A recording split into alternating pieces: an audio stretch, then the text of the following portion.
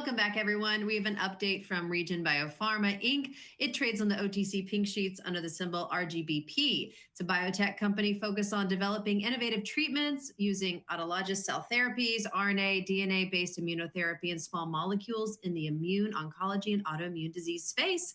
Please welcome President CEO David Koos and Harry Lander, Senior Scientific Consultant. Welcome back, gentlemen. I know you have a great update for us today. Yeah, I'm excited. I think it represents a big milestone for us. So without further ado, I'll just jump right into that and we'll kick it off and roll it out the door. Perfect. So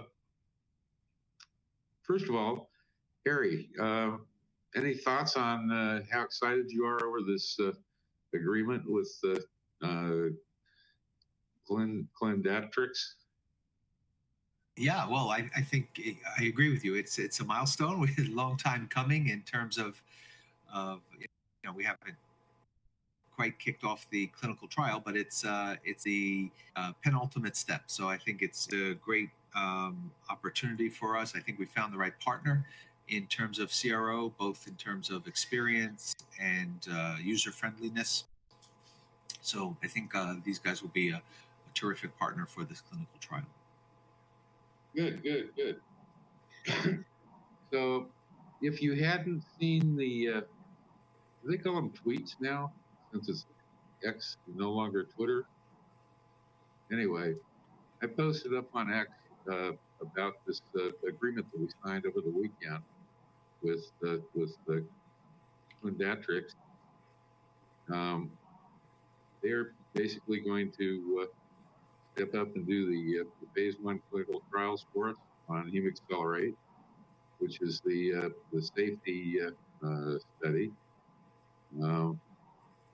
which is very exciting. This is the first step into the clinical stage of Regen BioPharma's existence. We're now a clinical and not a wannabe preclinical company. So that's very exciting. Now with the contract, there's a lot of things that are moving parts in terms of needing to discuss. So the first step was executing this what they call a master services agreement, which details what they're going to do for us. And now the next step we get into will be them coming back with the milestone point and breaking that down financially for us, what that means. So we'll be in a position that we can have a bird's eye view of what time they expect things to take, how much each segment is going to cost, and where we are in terms of making progress towards completing the phase 1 clinical trial. Now, once we complete that, we anticipate applying for a what is the additional use indication for the therapy. That'll be to treat the side effects for chemotherapy. And that way, we see that as being a huge market for us. What do we estimate? Like $8 billion? It's a very big market, yeah.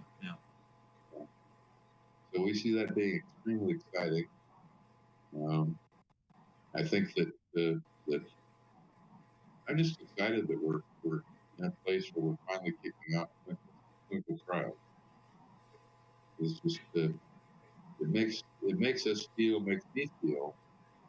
like everything we've done to this point is justified, and that we're now at a maturational level that suggests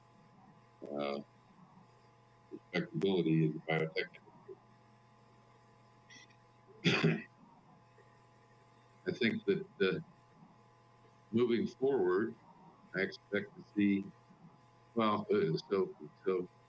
the first thing I'm looking for is the first phase of the trials, which they're going to outline for me, that detail what our expenses are, their time constraints, and things of that nature, so that you really start feeling immersed in what's taking place, and it all becomes real. That's very exciting. So I don't know if you have anything to add to that, Barry. No, I mean, a clinical trial has many, many moving parts. Of course, the CRO will take care of all of them. But you can imagine like a menu in a restaurant. There's just many line items that are part of a clinical trial, whether it's at the beginning of a clinical trial when you're setting it up, when you're recruiting patients, when you're going through the protocol and treating the patients, and even after you're done treating the patients as you're analyzing the data and doing statistical analyses and things like that. So there's, as you can imagine, many elements to the clinical trial. So the Clindatrix group are very good. They have a very nice methodology to put all these processes in place and to let us know what the pricing is going to be, in the next 3 months, next 6 months, things like that. Yeah. So I'm excited. I've been on the phone with them several times over the last 3-4 days. So it's all getting real. That's the important thing. We worked hard to get to this point, and it's just nice to see it all coming together. Now I know.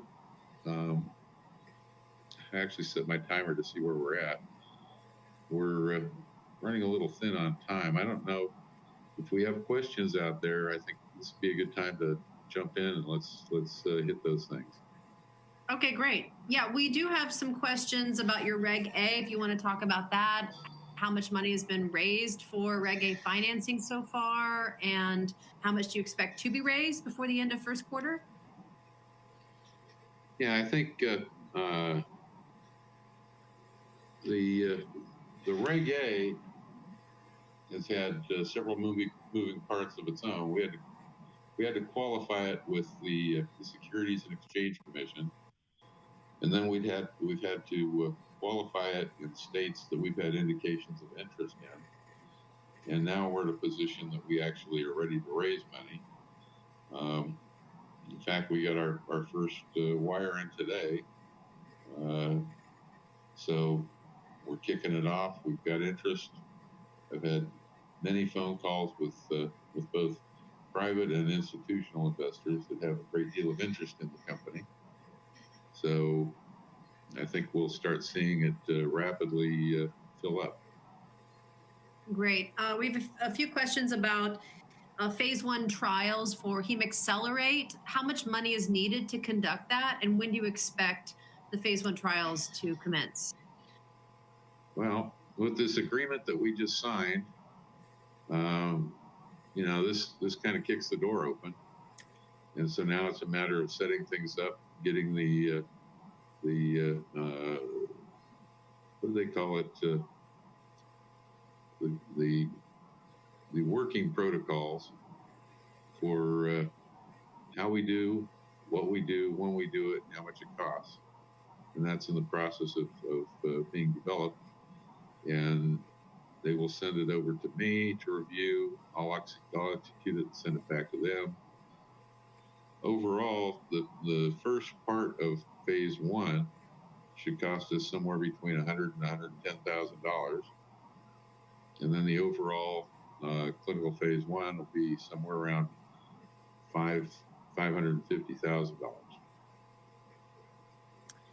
And can you talk a little bit about your plan to scale up your research efforts to accelerate the development timeline? Well, I don't know that there's anything you can do to really accelerate the timeline. The timeline is pretty much what it is based on the protocols and what has to be accomplished within each protocol.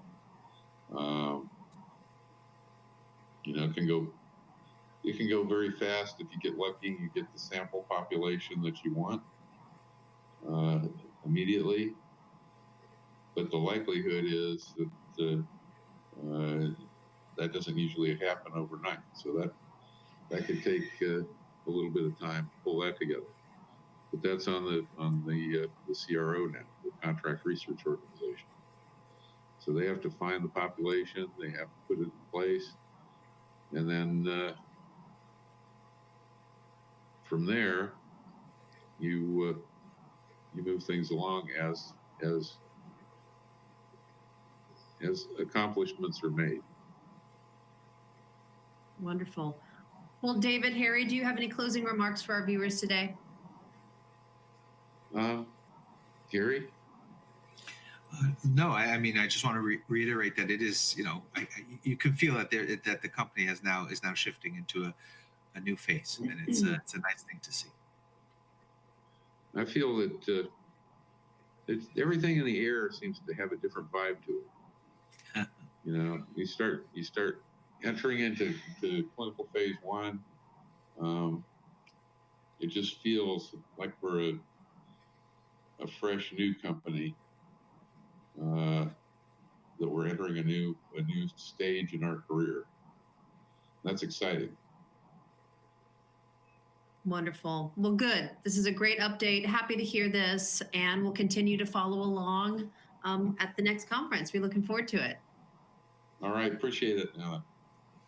All right. Thank you both. Yep, and thank you all. Yeah, great way to end, concluding our conference today. This completes day 1. We'll see you back here tomorrow at 9 a.m. Eastern for day 2 of our Super Virtual Investor Conference. We'll see you tomorrow.